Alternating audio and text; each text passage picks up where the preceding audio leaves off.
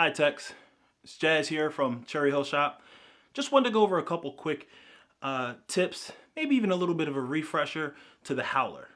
Now, the Howler is used to test the integrity of the drop and the wires within the house. So you're going to use your Howler during the escalated protocols that we're following.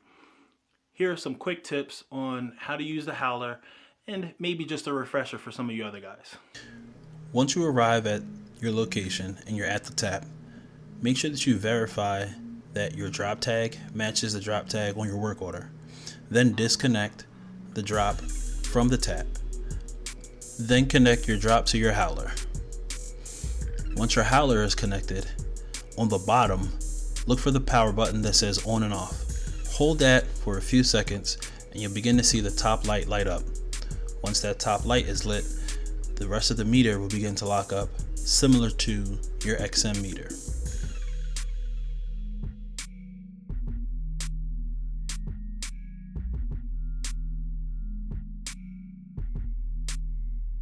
Once your Howler is locked up, go ahead and press and hold the tone button on your Howler.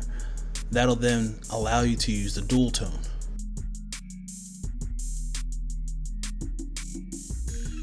Make sure you're grasping the antenna by the antenna and not by the jumper cable. Now let's turn to your XM app. You're going to want to tap the icon that looks similar to a wolf, hence the name Howler.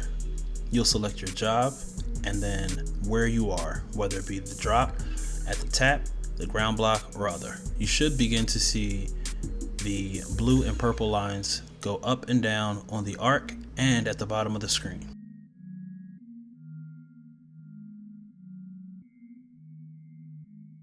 Make sure the other end of your line is terminated. You can then begin to wand out the area where you believe that the drop may be, if it's underground. If it's above ground, just wand the actual drop.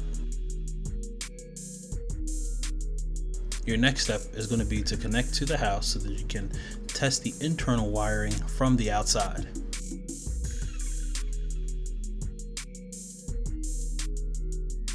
Wand the perimeter of the house to check for any signal leakage.